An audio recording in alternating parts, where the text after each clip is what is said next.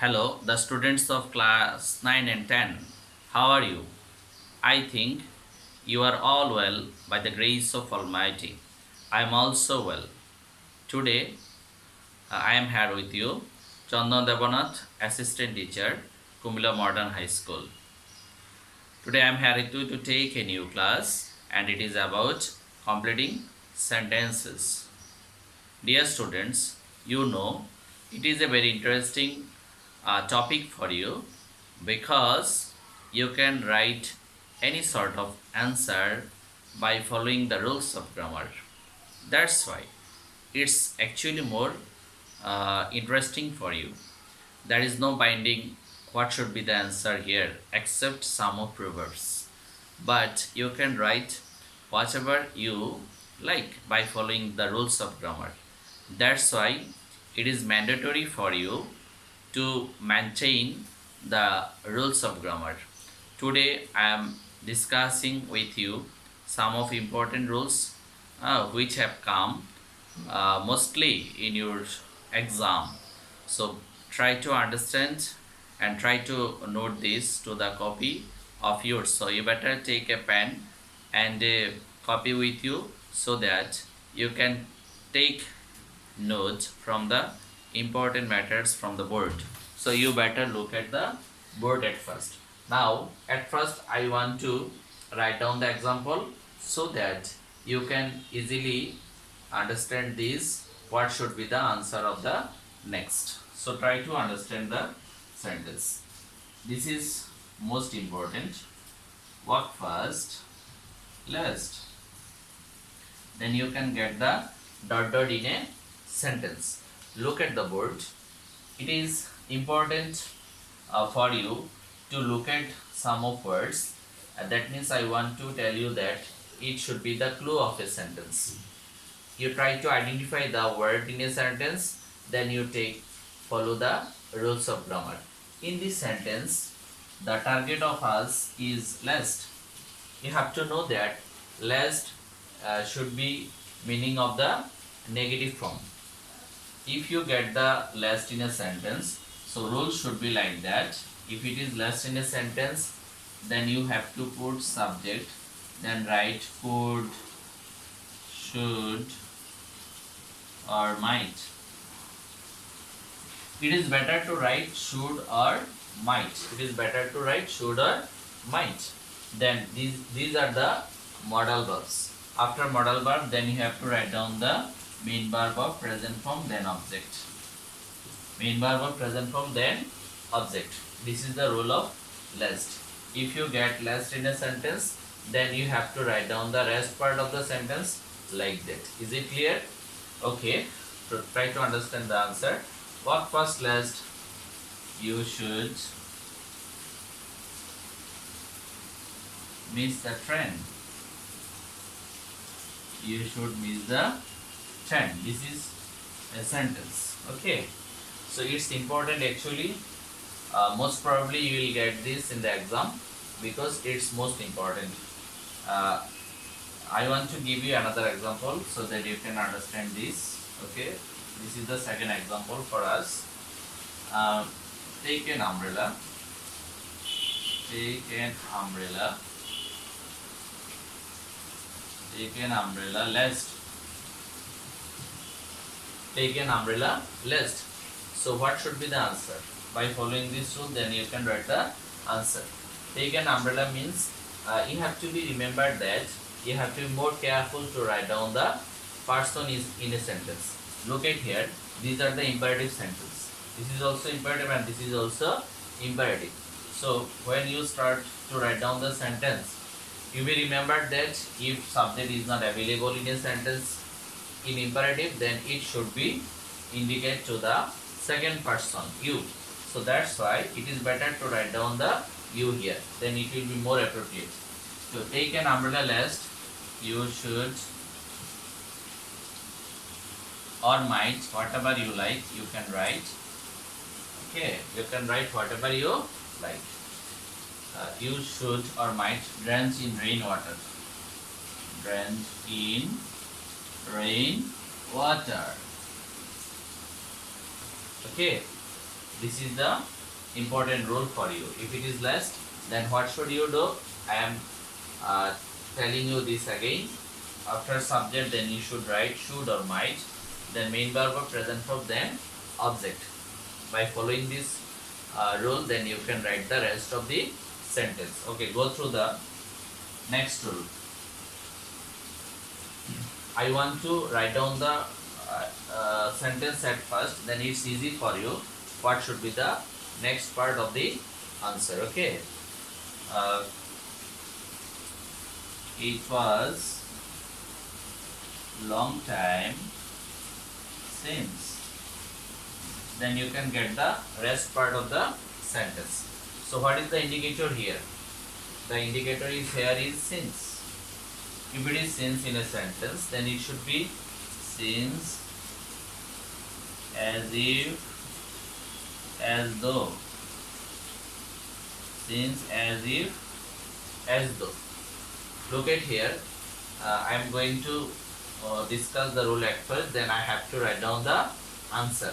Then it will be more easy for you to understand this. Okay. So you can get the sentence into two ways. If before the sentence of the conjunction like present indefinite or present tense, then the rest part of the sentence should be past indefinite. Past indefinite. Okay, this is one rule. Another is, if it is past indefinite tense, past indefinite, the rest part of the sentence should be past perfect. Past perfect. Okay. If it is present tense, it may be present indefinite, continuous, perfect, or perfect continuous, whatever it is. Then that's why I have told you about present tense. Then the rest part should be the past indefinite tense. If it is past indefinite tense, then next part of the sentence should be past perfect. Okay, have you understood this? I think you have understood. It was long time since. Look at the board. Since, and this is the past indefinite tense, because be verb was used here as a main verb. It is long time. It was long time since. Okay, then it should be the past perfect tense. Whatever you like, you can write here, but it should be past perfect. Look at the board. I am writing the answer. It was long time since I had seen you last. According to past perfect tense, the structure should be after subject, then you have to take the had as a auxiliary verb, then main verb or past participle form, then object. I had seen you last. This is the past perfect tense. Okay. Now I am writing another sentence so that you can understand this properly. Look at here. In the same sentence, if you write the sentence like that, it is long time. It is long time since. Dear students, look at here.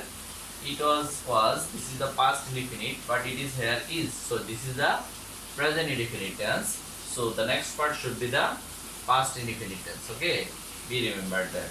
Okay, it is long time since I saw you last.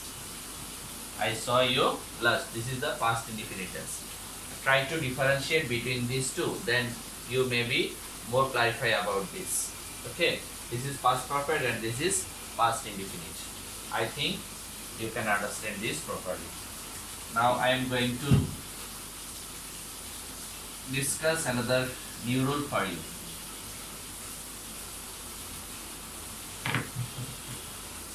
Look on the board. If it is, if in a sentence, if you work hard. Okay, look at here. In this sentence, if is the indicator here. In this sentence, if is the indicator here. This is called conditional. You know, there are three kinds of conditional. There are three kinds of conditional. If it is present indefinite tense, then we can call it as a first conditional, but sometimes you can get this in a second conditional also. I am going to write down this: if you worked hard. If you worked hard. This is second conditional because this is the past indefinite tense.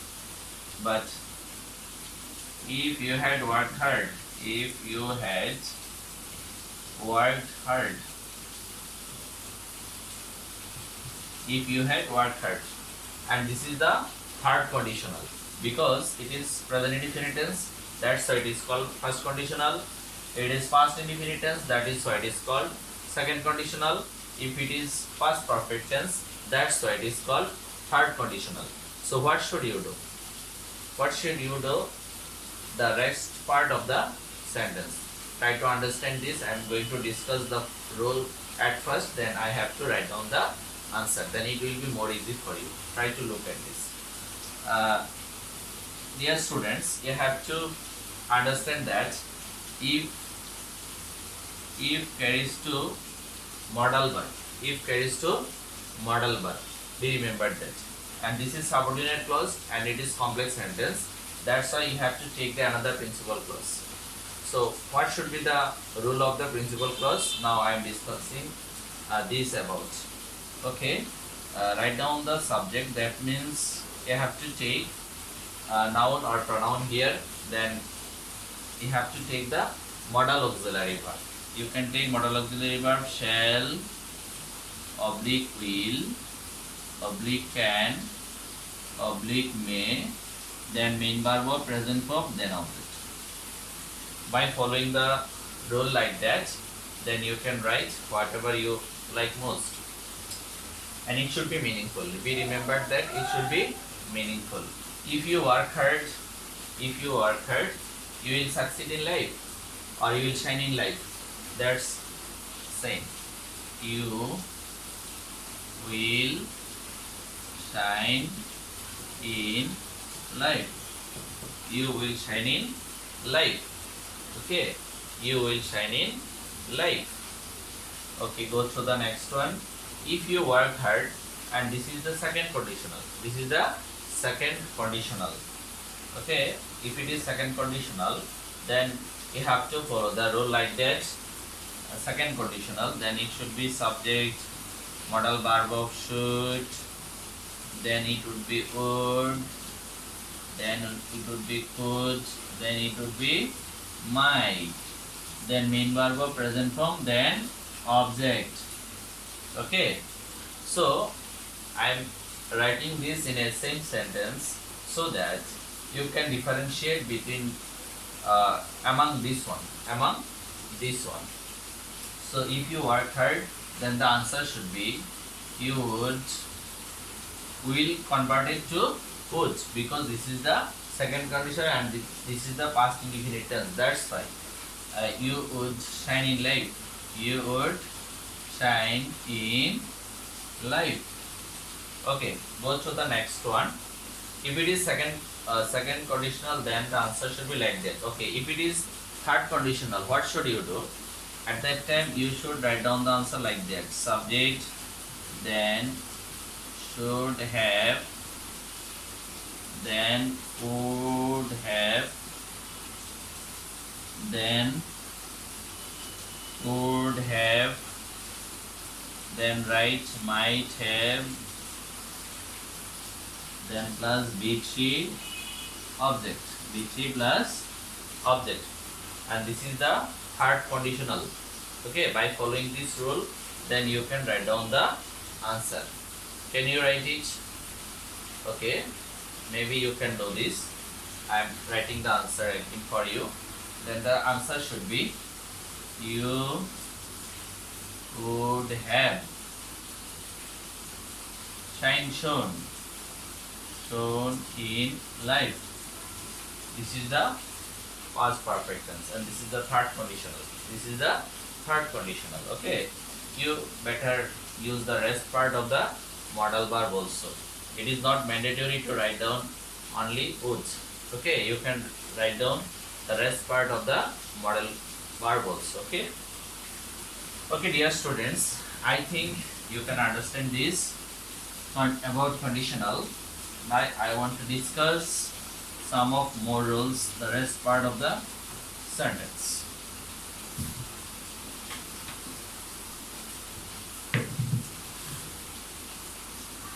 Go to the number 8. Sometimes the sentence should be like that: though you are honest, though you are honest. This is a subordinate clause.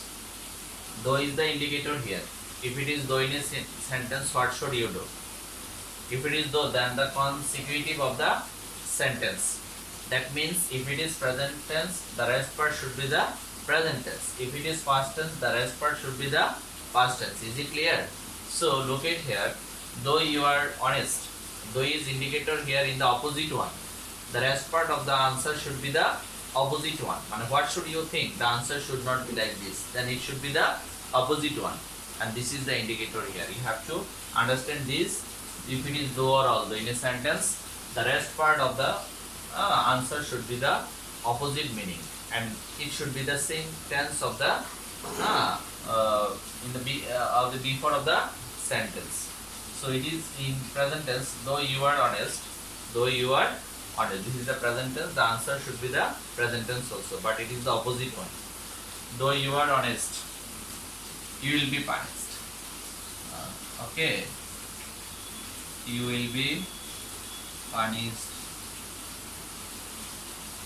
And future tense, it may be future tense also or present tense also, or you can write the answer: you may be punished, you may be punished.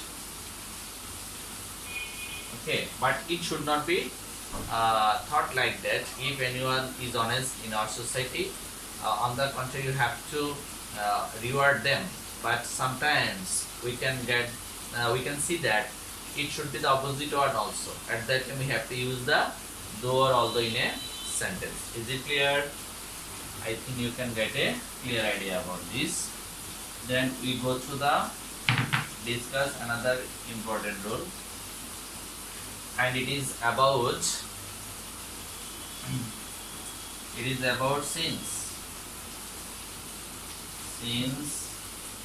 you are a good boy. Since you are a good boy. Look at here. Here is the indicator is since. If it is since in a sentence, what should you do at that time? If it is since, and this is also subordinate clause, and it should be complex sentence. Okay, then we have to take the principal clause here. So what should be the tense of this sentence? We remember that if it is complex, then it should be following the same tense of the beginning of the sentence. If it is present, then it should be present. If it is past, then it should be past also. Okay. So in this sentence, we can see that since you are a good boy, this is present form. So the rest part of the sentence should be the present form also. Since you are a good boy, you can make good results. You can make good result. You can make good result. Okay. Go through the another rule, so you can understand this properly. Okay, I am going to discuss another rule. By working hard, then put up a comma and go to the next part of the sentence. By working hard, actually this is the simple sentence because it is work here as a gerund. If it is gerund, then rest part of the sentence should be any sort of sentence, because we are not clarify about the tense of this, because it is work as a gerund. That's why the rest part of the sentence may be followed any kind of tense. So by working hard, you can make good result. You can make good result. If you think, you can write down this to the opposite one also. Okay, you can write opposite means I want to tell you that you can write down the past tense also. Is it clear? Okay, go through the next one. If it is without working hard, without working hard. It should be hard, sorry. Working hard, then what should be the answer here? By plus gerund is actually affirmative form. On the contrary, without plus gerund should be a negative form. This is the difference between these two ones. By plus gerund is affirmative, without plus gerund is negative. But we can see that this is also simple sentence, this is also simple sentence because they are called as a gerund. So you can write down the answer like that, opposite one. Without working hard, you cannot make good result. You cannot make good result. You cannot make good result. This is also another sentence. Okay, students, I have discussed a lot of rules of completing sentences. These are most important because you can get most of the important rules in your exam. So try to understand this and try to practice based on the rules of. I think you can do better in future also. Thank you all today. I will discuss another topic in another day. Thank you all.